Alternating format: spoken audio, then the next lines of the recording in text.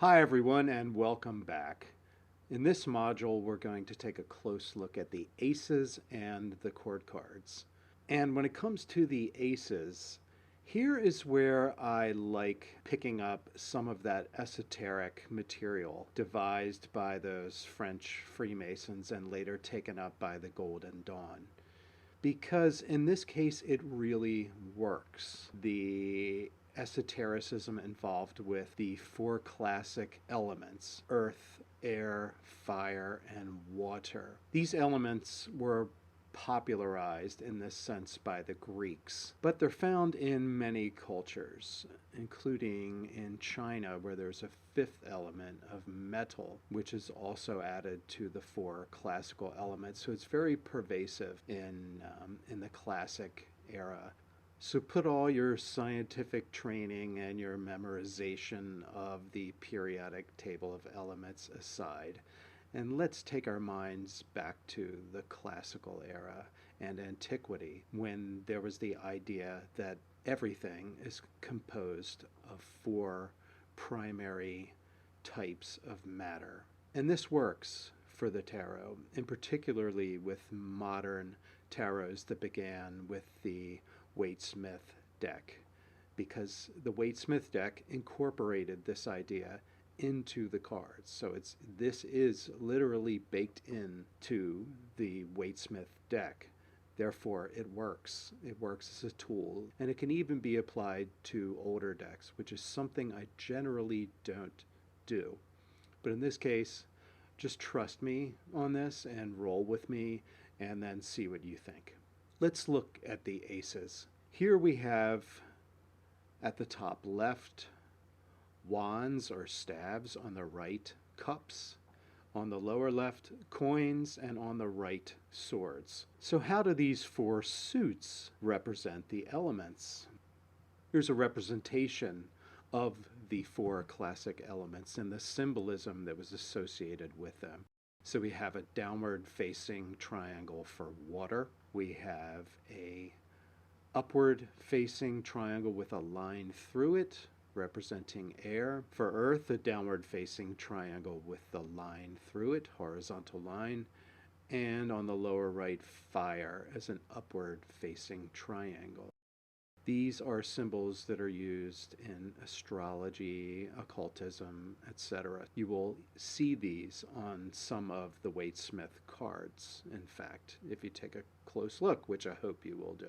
So these are the four classical elements and the symbols that represent them. This is the only memorization in this entire course, and luckily it's pretty easy stuff. You only need to remember four basic concepts. The first one is incredibly easy to remember. Water is associated with the suit of cups. Think of a cup. What does a cup do? A cup contains liquid, water. So in this case, when we think of the cups and the associations of the element of water, these are things like emotions, intuition, feelings, sentiment, romance, spirituality, mysticism, nostalgia, moods and moodiness, compassion, mercy, and the idea of temperance, as we saw in the temperance card. Now, why is water associated with these concepts, these feelings, these elements of our personality, these elements of our experience? Well, think about our emotions. What happens when you become overly emotional? You cry, right? If you're incredibly upset about something, tears come out of our eyes. Tears also come out of our eyes when we're angry sometimes. I know when I get angry, my eyes tend to tear up as well. So emotions are very fluid. Emotions can change quickly. Our intuition runs deep. Romance. Think about a wedding with people toasting the married couple. Spirituality runs deep. Mysticism, when someone sinks into a mystical state, they experience what's sometimes known as oceanic bliss. Our moods are very watery and very liable to shift and change. When we say someone is moody, that means their moods are constantly shifting. When we think about water and how it can be calm and peaceful, but also very violent, like a storm at sea. All of this stuff does not make literal sense. It's more the feeling. What does the feeling of water bring? And I believe it encapsulates all of these things listed here. And if you can start thinking of water as the things that run deep within us, our emotions, our tears, when we're angry and we're screaming and spit comes flying out of our mouth, or when we're deeply compassionate and the waters of compassion come from us, if we are having a mystical experience and we are involved in this oceanic absorption of ourselves into something bigger. I hope this is clicking with you. It really does make sense if we divide the world into these 4 buckets, these elemental buckets. You don't have to memorize this list in order to internalize what water means in this elemental sense. Can we roll with that? I think we can. Let's move on. Earth. When we think of Earth, we think of the planet that we live on, the earth that we walk on, the ground, terra firma, the body, physicality. When we say we need to ground ourselves, grounding literally means to touch the ground, to sit in the grass and feel the dirt and earth beneath us. This one's easy to remember because if you see that coin or pentacle in the later modern decks, you can think of the globe of the planet. So the earth, it's our body. We come from the earth, we return to the earth. It's our physicality. Money is a very earthy thing. We take these coins, these round coins that look like the earth, and they allow us to acquire more physical things. The earth is sometimes associated with conservatism, people who are salt of the earth, think. Also, our health. We are physical beings, so our health is intimately wrapped up in our physicality. The food we consume. Materialism. If the earth is money, then obviously those of us who think a lot about money tend towards materialism. That groundedness that I spoke about, the security of being grounded, prudent perhaps, cautious. I hope this is making sense. It feels intuitively sensible, and you will internalize these concepts, so you won't have to think about it at all. And probably most of you at this point are nodding your heads. Yes, I can understand why water equates with emotions and compassion and those internal feelings and states that we have, and also why earth is more physical. This stuff just clicks on a very simple, shall I say, elemental basis.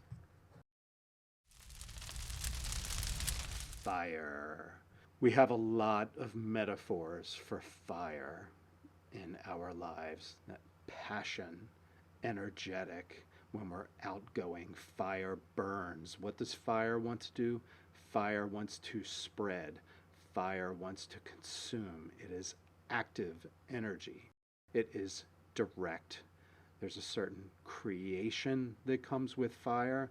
Transformation. We can take a piece of food and transform it into something else completely. We can take metals and transform them and make them into something useful, make them into tools. So fire is a creative energy. It is an expansive energy. It's also our socialization, sexuality, for obvious reasons. We talk about being hot for someone or someone lighting a fire within us. Fire is also ambition. Fire wants to spread. Fire wants to grow. Impulsive sometimes. Fire doesn't obey a lot of rules. Dominating perhaps, that fiery energy. Aggression. Fire is an aggressive element. Recreation or sports perhaps. We look at athletes, they're fired up and ready to win. And even work, our passion. We're burning to do something. Fire, in this case, associated with staves or wands. The easiest way to remember this is to think of fire as a torch or a match. If you can keep that image in your mind, you will never struggle with this. Make sense? I hope so. Because now we're moving on to the final element, air.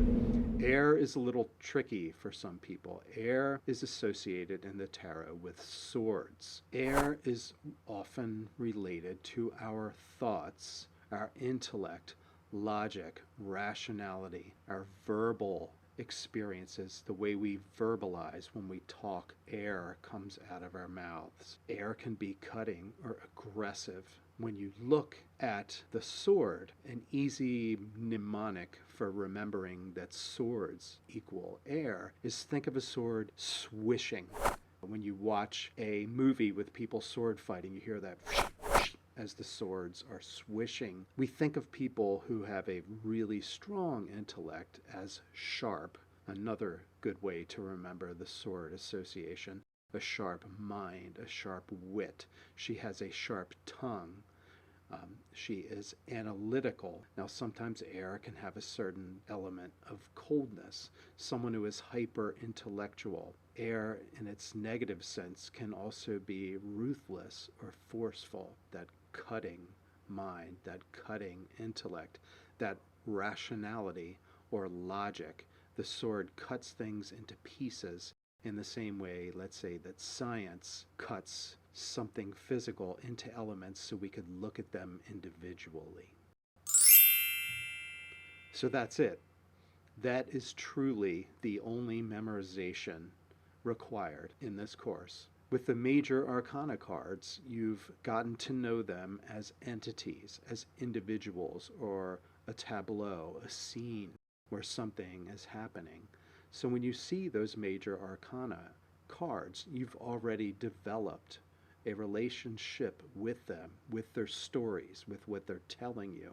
So there's no need for memorizations or keywords or anything like that. That's why we went through that whole speed dating process with the major arcana, so that there is no need for memorization. You will look at those cards and understand what they are, what they're saying. This is the only real memorization, and I will guarantee you already have them memorized. Cups are water. Cups are a vessel that holds liquid. Easy enough. Air, the sword. Again, think of the sword as intellect and thoughts and verbalization. Earth is the coin. You're never going to forget that, right? And fire is that torch or that match that is lit, that has a flame burning on its end. Not bad, huh? For the only memorization required of this course. And now we'll see how those elements define the suits, how those elements can be used as a mnemonic device to understand the chord cards and the minor cards.